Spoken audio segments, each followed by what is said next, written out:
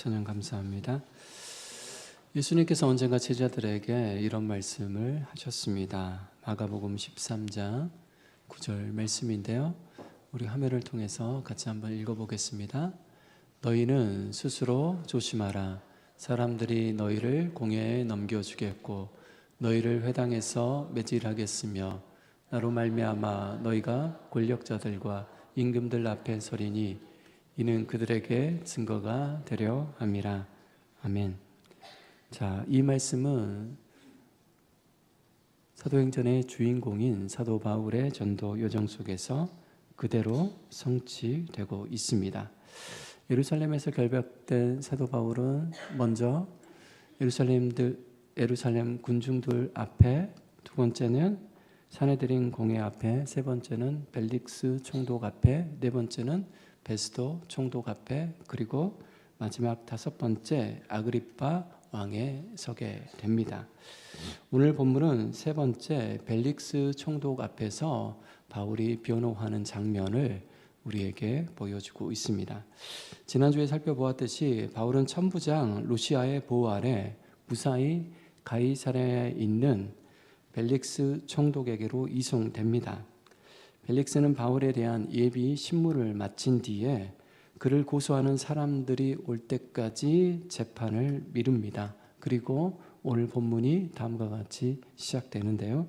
자, 1절 말씀 펴보십시오. 24장 1절입니다. 1절 한 목소리로 읽겠습니다. 닷새 후에 대제사장 아나니아가 어떤 장로들과 한 변호사 더들로와 함께 내려와서 총독 앞에서 바울을 고발하니라. 아멘. 바울이 가이사랴에 압송된 지 닷새 만에 고소인들이 도착합니다. 그들이 누구입니까? 본문 1절에 보면 대제사장 아나니아와 어떤 장로, 한 변호사 더둘로, 바로 이 사람들이 바울을 고발하기 위해서 가이사랴에 당도한 것이죠. 사실 여러분, 대제사장이 예루살렘에서 100km 떨어진 가이사랴까지 내려온다는 것은 결코 흔한 일이 아니었습니다. 대제사장은 예루살렘을 지켜야죠. 예루살렘에 주로 머물러 있는 거죠. 이렇게 멀리까지 이동하는 것은 흔치 않은 일이었습니다. 더욱이 이 대제사장 아나니아는 이 재판에서 승소하기 위해서 누구를 대동하고 있습니까? 전문 변호사 더둘로를 대동하고 있습니다. 더둘로는 로마의 법률과 재판에 정통한 인물이었을 것입니다. 재판은 먼저 이 변호사, 전문 변호사 더둘로의 고소로 시작됩니다. 더둘로는 우선 총독 벨릭스에 대한 찬사를 늘어놓습니다. 3절 말씀 보십시오. 3절 계속해서 읽겠습니다. 벨릭스 각하여, 우리가 당신을 힘입어 태평을 누리고 또 이 민족이 당신의 선견으로 말미암아 여러 가지로 개선된 것을 우리가 어느 모양으로나 어느 곳에서나 크게 감사하나이다. 아멘. 자, 이 부분을 표준세 번역으로 제가 다시 한번 읽어드리겠습니다. 들어보십시오. 벨릭스 총독님, 우리는 총독님의 덕분으로 크게 평안을 누리고 있습니다. 그리고 각하의 선견 지명의 덕택으로 이 나라에서는 개혁을 많이 이룰 수 있었습니다. 우리는 어떤 면으로나 또 어디에서나 이것을 인정하며 감사하여 마지 않습니다. 자, 이 변호사 더둘로는 이 벨릭스 총독의 환심을 사기 위해서 각하라는 존칭과 더불어서 평안, 선견 지명, 개혁이라는 사탕발림의 단어를 사용합니다. 이는 재판을 자기에게 유리할 대로 이끌기 위한 하나의 술책일 뿐입니다. 유대 역사가 요세푸스나 로마 역사가 타키투스의 기록에 의하면 당시 벨릭스는 매우 포악하고 잔인한 통치자로서 유대인들에게 상당히 미움을 샀던 인물이었습니다. 그러니까 실제 유대인들이 이 벨릭스 총독을 싫어했던 거죠. 그런데 마치 유대인들이 벨릭스 총독에 대해서 감사하는 마음을 갖고 있다라는 그런 거짓말로, 아부와 그런 아첨으로 자기에게 유리할 대로 결론을 이끌어내기 위해서 이런 전략을 구사하고 있는 거죠. 이어서 더들로는 본격적으로 바울을 고소하기 시작합니다. 자, 아첨을 한 다음에 벨릭스 총독을 붕 띄운 다음에 본격적으로 고소를 하는데요. 더들로가 바울을 고소하는 핵심 골자는 바울을 로마 제국에 대항하는 정치범으로 몰아가는데 있습니다. 왜냐하면 로마법으로 이 바울을 유죄 판결을 내기 위해서는 로마의 법에 대항하는 정치범으로 몰아갈 수밖에 없는 거죠. 자, 일단 그는 세 가지 제목으로 바울을 고소했는데요. 자, 5절 6절 말씀 보십시오. 5절 6절 말씀 계속해서 읽겠습니다. 우리가 보니 이 사람은 전염병 같은 자라 천하에 흩어진 유대인들을 다 소유하게 하는 자요 나사렛 이단의 우두머리라. 그가 또 성전을 더럽게 하려 함으로 우리가 잡았사오니. 아멘. 자, 먼저 변호사 더들로는 바울은 전염병 같은 인물입니다 라고 밝힙니다. 이는 바울이 전염병처럼 지극히 위험한 그런 인물이라는 거죠. 여러분, 전염병을 내버려 두면 어떻게 됩니까? 급속도로 퍼지기 마련이지 않습니까? 그러니까 지금 바울을 이대로 내버려 두면 바울이 전파하는 사상이 급속도로 퍼져 유대 지역뿐만 아니라 로마 제국 전체가 위태로워질 수 있다라는 것입니다. 그 근거로 여러분, 변호사 더들로가 제시한 것이 무엇입니까? 이 사람이 전염병과 같은 사람임을 확증하는 증거로 제시한 게 무엇이죠? 바울이 가는 곳마다 소요가 일어났다는 거죠. 사람들을 선동하고 또 그 선동의 결과 소동케 된다는 거죠. 소요 사태가 일어난다는 것입니다. 자, 다음으로 더들로는 바울이 나사렛 이단의 우두머리임을 밝힙니다. 나사렛 이라는 지역에 뿌리를 두고 있는 도당 혹은 패거리의 우두머리라는 것입니다. 무슨 말입니까? 바울을 우두머리로 둔 패거리는 유대교와는 상관이 없으며 정통 유대교와는 상관없으며 이들은 언제든지 로마의 반기를 들 수 있는 이단 세력이라는 거죠. 사회에 무리를 일으킬 수 있는 충분한 가능성이 있는 그런 집단이라는 것입니다. 다시 말해서 로마가 합법적으로 공인한 유대교와는 달리 이들은 불법적인 집단이라는 것이죠. 자, 끝으로 더들로가 고소한 세 번째 제목은 정치적인 성격을 띤 앞선 두 가지 제목과는 달리 종교적인 성격을 띤 성전 모독죄입니다. 즉 바울이 성전을 더럽게 하려 했다는 것입니다. 그는 여기서 교묘하게 바울이 성전을 더럽혔다라고 단정적으로 이야기하지 않고 바울이 성전을 더럽게 하려 했다고 진술함으로 말미암아 빠져나갈 구멍을 만들어 놓습니다. 이처럼 더들로의 고소의 핵심은 바울을 로마에 대항하는 정치범으로 몰아서 그에게 유죄 선고를 내리게 하는 데 있습니다. 자, 한편 재판에 참석한 유대인들은 더들로의 고소에 이구동성으로 찬동하여 고소의 증인 역할을 자처합니다. 그러니까 여러분, 대제사장 아나니아가 이 가이사랴에 내려올 때 이 전문 변호사 더들로를 대동할 뿐만 아니라 원로들, 장로들을 함께 데리고 왔고 또 거짓 증인들을 매수하여 여러 유대인들을 함께 데리고 온 것입니다. 자, 9절 말씀 보십시오. 사도행전 24장 9절 말씀 계속해서 읽겠습니다. 유대인들도 이에 참가하여 이 말이 옳다 주장하니라. 아멘. 자, 유대 종교 지도자들은 더들로의 고소에 힘을 실어줄 증인들도 많이 대동하였습니다. 아무래도 유대 종교 지도자들은 더들로의 장황한 고소 내용에 비해 구체적인 증거가 매우 빈약했기 때문에 많은 유대인 증인들을 동원한 것 같습니다. 우리가 지금까지 살펴보았듯이 사실 모든 소동은 바울이 일으킨 것이 아니라 복음 전파에 불만을 품고 있었던 유대인들이 일으킨 것이지요. 또한 바울의 사역과 행보는 전혀 정치적인 성격을 띤 것이 아니었습니다. 그러니까 변호사 더들로의 언변은 탁월했을지라도 결국 허위 고소에 지나지 않았습니다.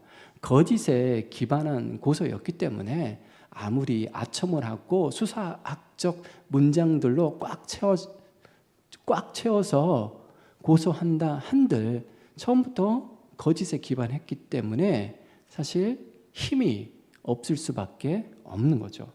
자, 이제 바울의 변론이 이어집니다.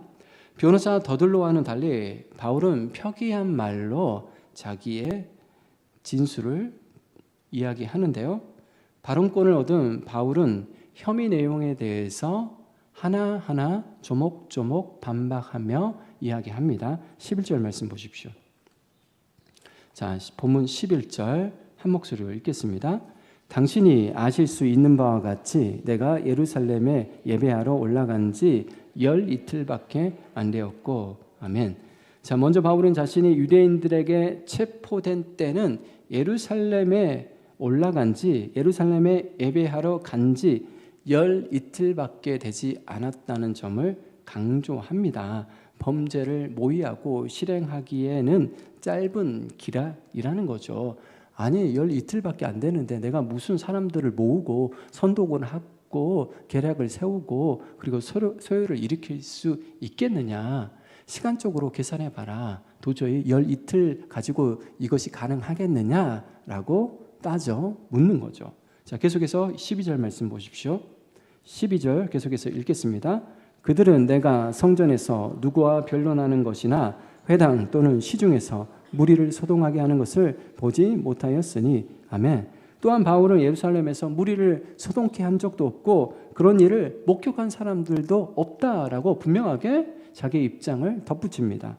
예루살렘 방문은 그야말로 예배를 위한 방문, 종교적인 성격을 띤 방문이었다는 것이죠. 따라서 자신의 예루살렘 방문을 사람들을 선동하거나 소요를 일으키기 위한 정치적 행보로 몰아가는 것은 분명히 모함이라고 강력히 주장합니다.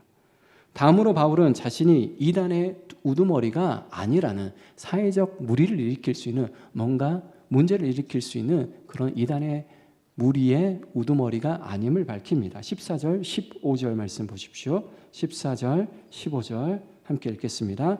그러나 이것을 당신께 고백하리이다. 나는 그들이 이단이라 하는 도를 따라 조상의 하나님을 섬기고 율법과 선지자들의 글에 기록된 것을 다 믿으며 그들이 기다리는 바 하나님께 향한 소망을 나도 가졌으니 곧 의인과 악인의 부활이 있으리라 함이니이다. 아멘. 바울은 자신 역시 유대교의 하나님을 믿고 있다라는 거죠.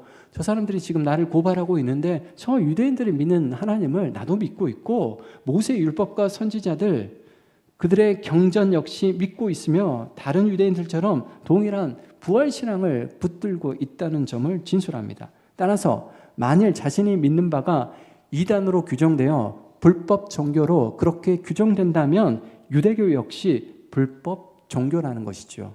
무슨 말입니까? 이는 지극히 종교적인 문제요 유대교 내부의 문제며 따라서 로마법이 개입할 그런 문제가 아니라는 거죠. 나도 유대인이고 유대교에서 믿는 하나님을 믿고 있고 모세의 글과 율법과 선지자의 글을 믿고 있으며 절도들과 똑같이 하나님을 경외하며 부활 신앙을 붙들고 있을 뿐입니다. 이것은 지극히 우리의 내부적인 문제, 유대교 내부의 문제, 종교적인 문제이지 이걸 정치적인 문제로 비화시키는 것은 결코 옳지 않습니다. 당당하게 자기의 입장을 피력합니다. 끝으로 바울은 예루살렘 성전을 방문한 목적을 분명하게 밝히는데요. 자, 17절, 18절 말씀입니다. 17, 18 함께 읽겠습니다. 여러 해 만에 내가 내 민족을 구제할 것과 재물을 가지고 와서 드리는 중에 내가 결례를 행하였고 모임도 없고 소동도 없어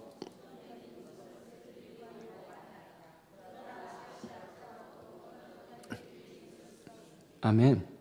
자, 바울이 지금 예루살렘과 예루살렘 성전을 방문한 이유가 뭡니까?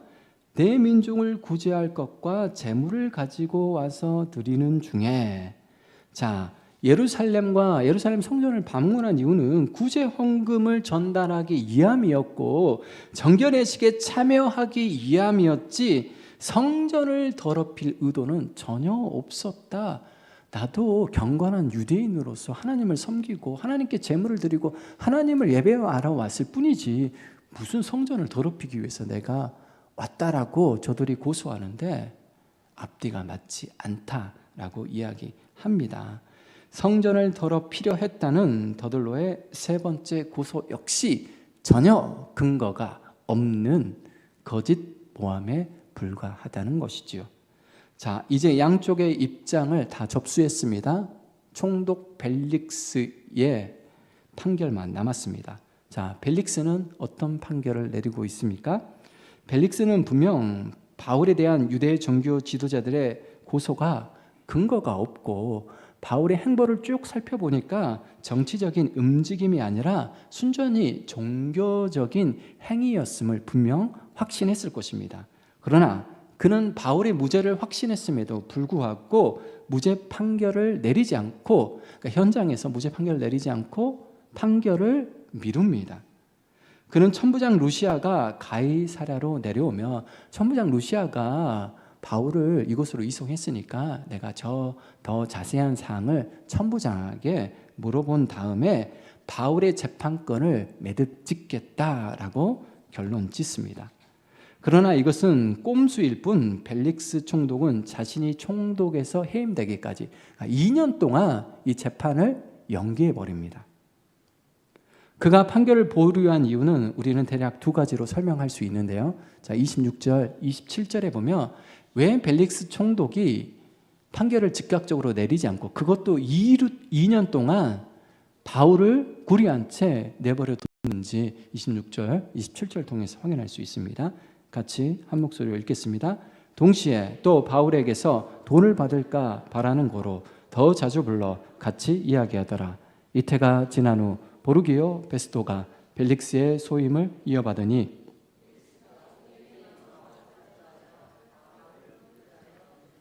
아멘. 자, 여기에 보면 여러분 벨릭스 총독가 바울 재판에 대한 판결을 미룬 이유가 나타나는데요. 하나는 바울에게서 돈을 받을까, 26절에 보면 돈을 받을까, 그러니까 뇌물을 받을 수 있지 않을까라는 기대가, 그러니까 뇌물을 좀 받고 바울을 풀어주고 싶었던 그런 욕망이 작용했던 거죠.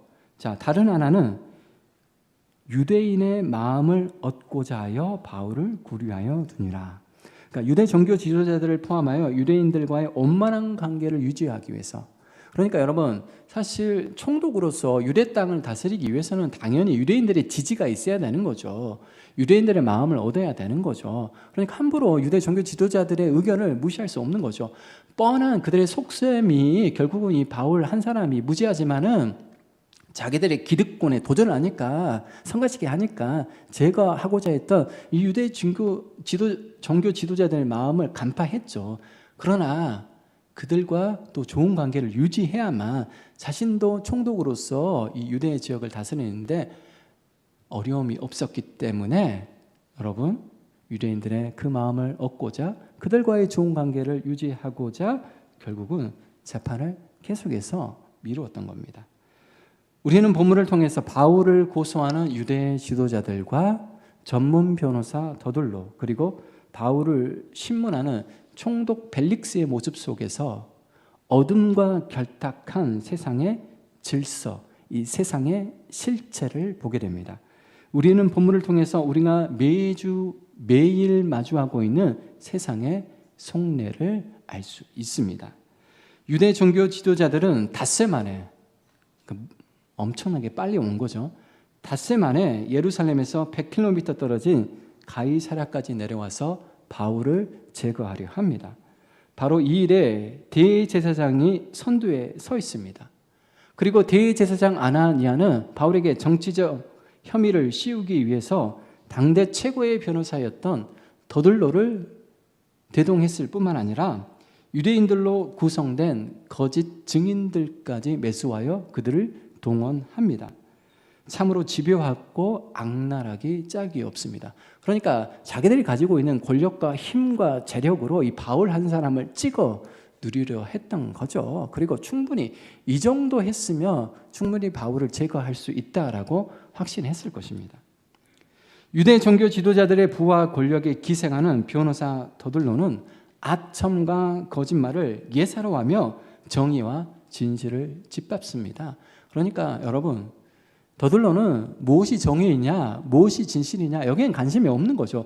그냥 재판에서 이기기만 하면 되는 거죠. 이기면 어떻습니까? 예, 유대 종교 지도자들로부터 부와 권력을 얻어낼 수 있기 때문이죠. 그의 언변이 아무리 탁월하고 출중한들 그것은 사람을 살리는 도구가 아니라 사람을 죽이는 도구일 뿐입니다. 그러니까 그가 변호사로서 아무리 유능한 재능을 가지고 있고 놀라운 지식을 소유했다 할지라도 그 재능과 그 지식이 사람을 살리고 세상을 이롭게 하는 게 아니라 사람을 죽이고 힘없는 자들을 짓밟는 데 사용될 뿐이라는 거죠. 벨릭스 총독은 바울의 무죄를 확신했음에도 불구하고 판결을 연기하며 은근슬쩍 천부장 루시아에게 떠넘깁니다.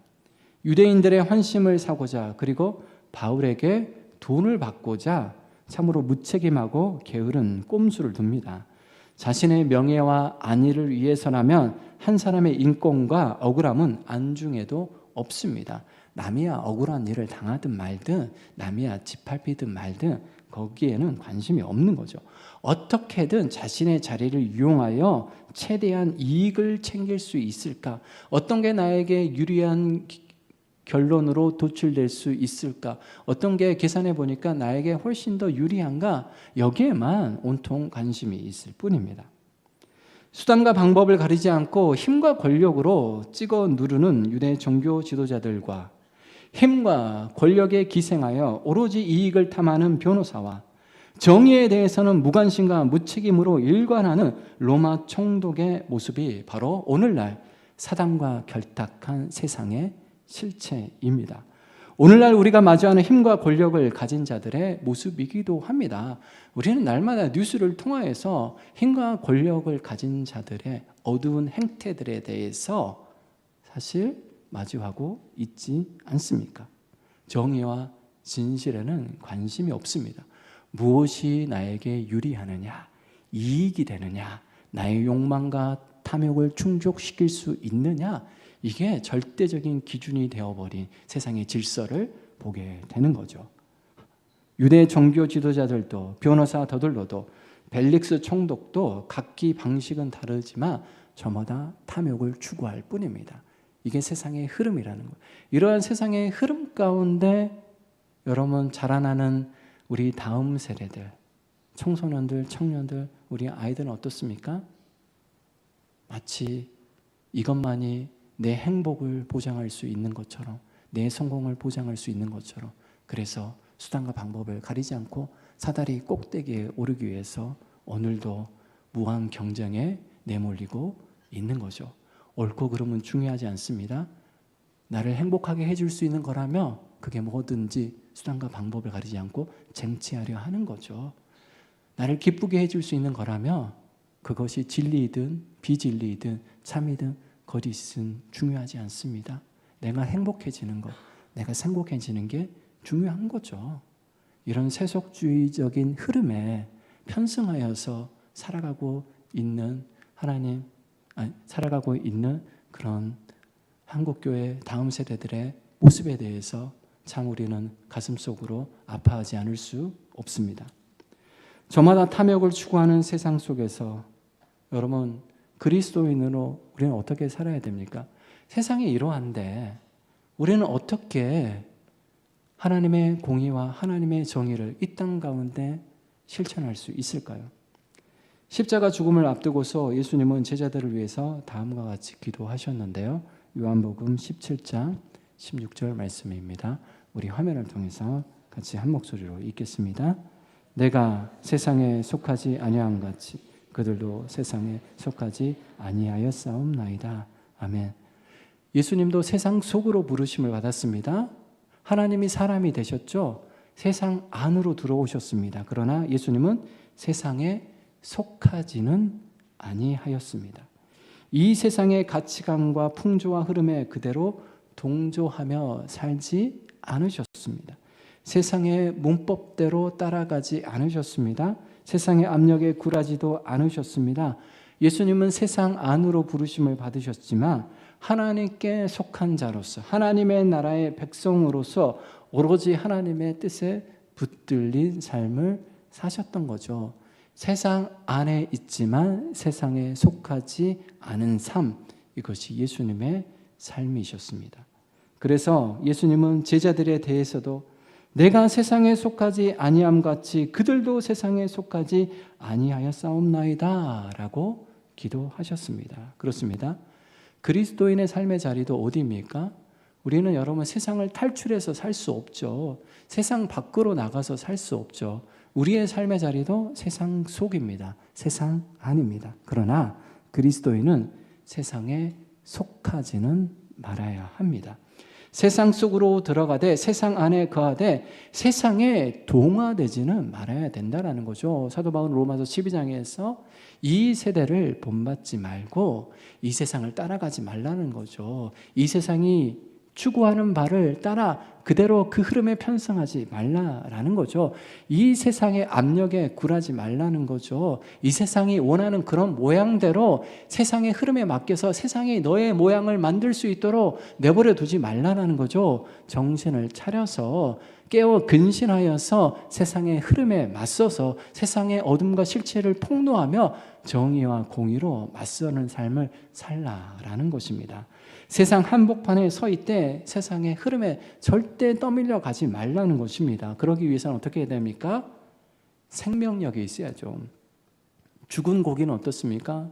죽은 고기는 여러분 흐름에, 바닷물의 흐름에, 강의 흐름에 떠밀려갈 수밖에 없죠. 죽어 있기 때문입니다. 그러나 살아있는 고기는 어떻습니까? 그 흐름을 거슬러 나아갈 수 있는 거죠. 성령의 생명의 성령께서 주시는 그 생명력을 따라 세상의 흐름을 거슬러 나아가라는 것입니다.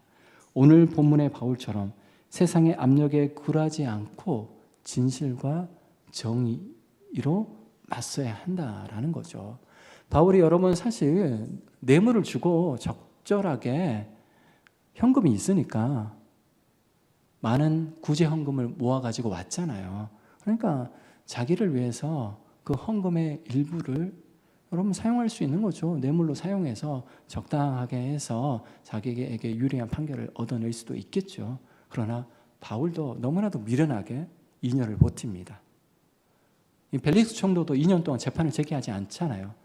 그 후임이 왔을 때 이제 베스도 총독이 오면 이제 다음 주에 살펴보겠지만 베스도 총독이 와서야 다시 재판이 재개되는 거죠.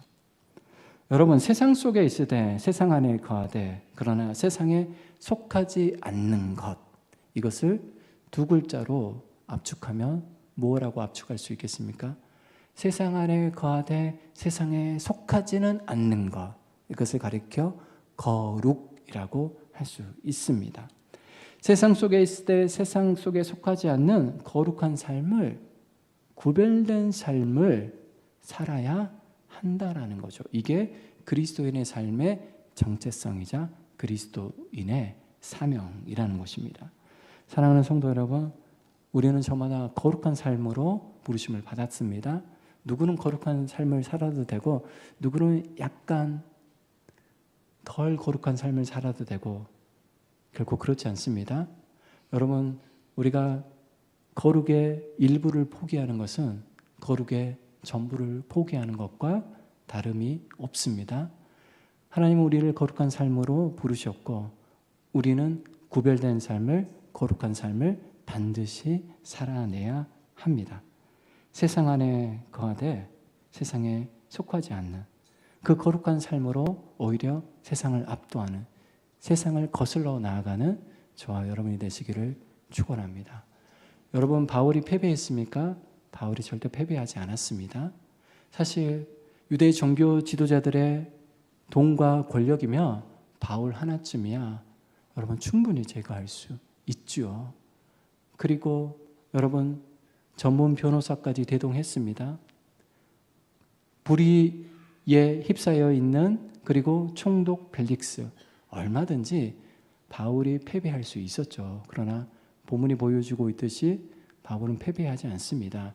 2년 동안 재판이 연기되었을지언정 바울이 패소한 건 아니지요. 이것이 우리에게 무엇을 말해줍니까? 예수님께서 제자들에게 말씀하셨습니다. 너희가 세상에서 환난을 당하나 그러나 담대하라. 내가 세상을 이겨노라. 거룩한 삶을 살다 보면 환난을 당할 수밖에 없습니다. 손해를 볼 수밖에 없죠. 불리를 당할 수밖에 없죠. 그러나 우리가 패배하는 게 아닙니다. 예수님께서 세상을 이기었듯이 마침내 우리 역시 이기고 승리하게 된다라는 거죠. 바울이 결국은 어떻게 됩니까? 로마로 갑니다, 여러분. 재판에서 진 게 아닙니다. 로마로 가는 게 하나님의 뜻이었기 때문에 하나님은 악인들의 여러 계책이 있었고 모의가 있었고 그들의 악한 의도가 있었지만 마침내 하나님의 뜻은 이루어졌고 로마에서도 바울은 복음을 증언하게 되는 거죠. 여러분, 진리와 정의가 후퇴하는 것 같지만은 지는 것 같지만 진리와 정의는 결코 지지 않습니다. 마침내 이긴다라는 거죠. 왜냐하면 예수님께서 세상을 이기었기 때문입니다. 우리는 이러한 예수님의 문법대로 살아가면 우리 역시 마침내 승리를 거머쥐게 될 것입니다. 마침내 승리와 그 기쁨을 누리는 저와 여러분 되시기를 축원합니다. 기도하겠습니다. 주님, 우리는 저마다 거룩한 삶으로 부르심을 받았습니다. 세상은 불의 앞에 우리를 무릎 꿇게 하고 우리를 굴복시키려 하지만 세상은 온갖 쾌락과 즐거움과 우리의 욕망을 자극하며 세상 앞에 무릎 꿇을 것을 종용하지만 그러나 우리는 당당히 세상을 맞서며 세상을 거스리며 오히려 거룩으로 세상을 압도하라는 그런 거룩한 미션과 정체성과 사명을 받고 이 땅에 왔음을 잊지 않게 도와주시고 마침내 거룩함으로 진리와 정의로 승리의 기쁨을 맛볼 수 있도록 축복하여 주옵소서. 잠깐 동안 환난을 당할 수 있으나 결코 우리가 패배하지 않는다는 사실을 기억하며 오늘도 세상을 거스리는 용기 있는 자들로 살아갈 수 있도록 축복하여 주옵소서. 예수님의 이름으로 기도드리옵나이다. 아멘.